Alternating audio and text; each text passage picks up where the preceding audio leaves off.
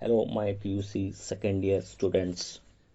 Today we are going to discuss the chapter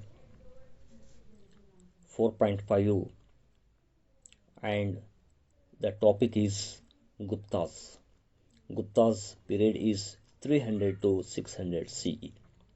After the fall of the Mauryan Empire, there was no strong political authority in North India for nearly a century. The whole of North India was divided into petty principalities. There were some monarchical kingdoms such as the Vakatakas, the Nagas, Maukharis, and Guptas. There were also a few republican states like Lichavis, Yodhyas, Malwas, etc. They were engaged in a mutual struggle until the Guptas emerged as a strong state around 300 CE. Guptas were the powerful monarchs. They ruled a large part of India and achieved a political unity for the second time after the Mauryas. There was tremendous progress in the fields of religion, literature, science, art, and architecture. The Gupta age is known as the Golden Age in the history of India. Some important sources which help us to study the Gupta history are: first one is Allahabad pillar inscription of Samudra Gupta. Second, works of Kalidasa. Third, Mudra Rakshasa and Devi Chandraguptam of Vishakha Datta. Then the fourth one, Kavya Mimamse of Rajashekhara. Then fifth one, writings of Fahian and Itsing. Next, political history.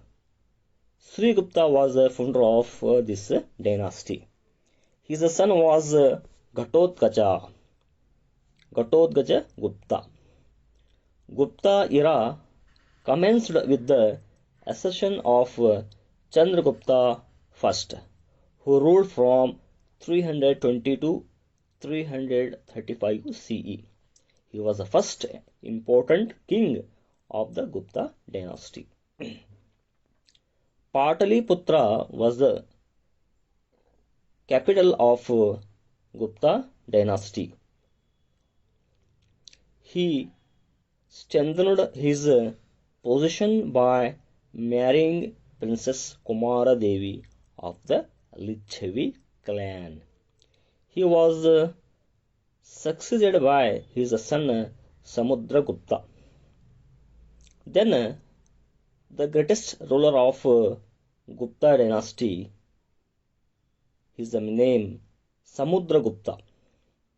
His period is 335 to 375 CE. Samudra Gupta was the greatest king of the Gupta dynasty who ruled for 40 years. He was an ambitious ruler and wanted to be a Chakravarti or emperor. Then his conquest. Samudragupta is known for his military conquest. He had to wage many wars in order to establish a vast empire. He followed a policy of expansion and aggression. The Allahabad pillar inscription gives us a reliable source to know about Samudragupta's conquest and great qualities. The emperor of this inscription was the composer of this inscription was Harisena.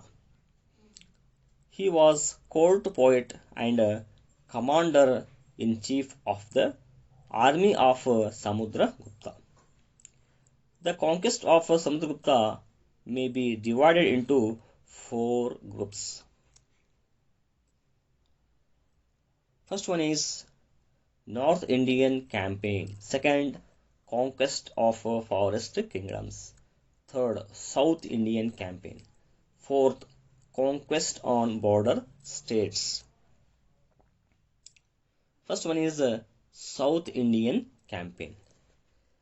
The early years of his regime were spent in subduing the provinces of Gangetic plain called Aryavarta.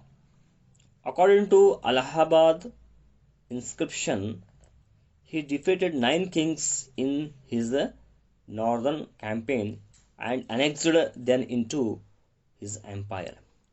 He called it is Digvijaya. The 9 kings of Aryavarta, defeated by Samudra Gupta, were Nandin, Balavarman, Chandravarman, Nagadatta, Nagasena, Ganapati Naga, Achyuta, Mithila, and Rudra Deva.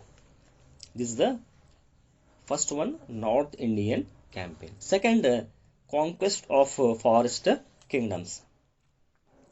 Samudra conquered the forest kingdoms of Jabbalapura, Rewa, Nagapura, and Bhagalkhanda in the Vindhya region. It means central India. Then third one, South Indian Campaign.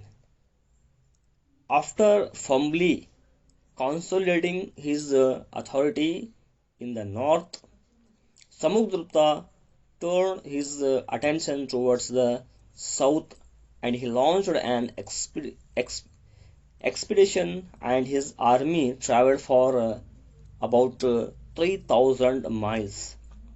Samudra defeated the 12 kings of South India, but they were reinstated in their respective positions. These kings became his vassals and they accepted to pay tributes. He called this as Dharma Vijaya. 12 South Indian kings defeated by Samudra Gupta. Who they are? First one is Mahendra of Kosala. Second, Vagra Raja of Mahakantahara. Third, Mantaraja of Kovarala. Mahendra of Pishtapura. Next,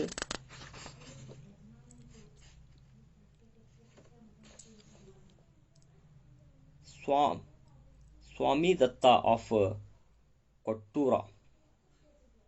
Sixth, Damana of Yerandapalli.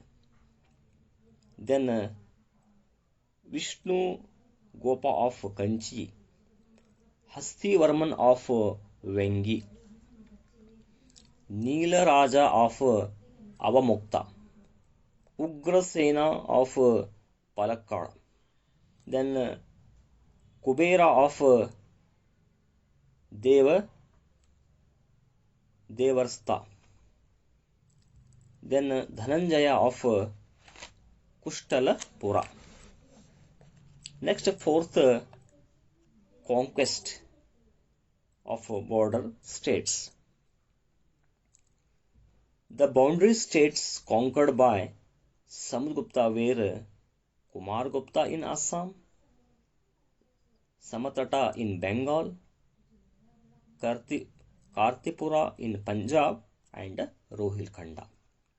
After this conquest, Samudra performed Ashwamedha sacrifice. This was to commemorate his victory. He took the title Ashwamedha Parakrama. He issued gold coins with the figure of a horse on them.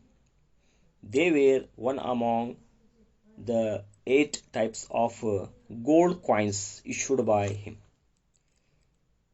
His empire extended from Kashmir in the north to Tamil Nadu in the south and Punjab in the west to Bengal in the east. Samudra was not only a conqueror but also a musician, poet, scholar, and a patron of literature.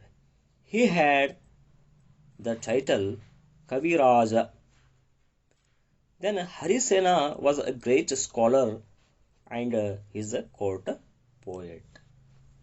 My dear students, in today's lesson, we are discussed about Gupta, Guptas and the greatest king of this dynasty, Samudra Gupta, and his achievements or conquest.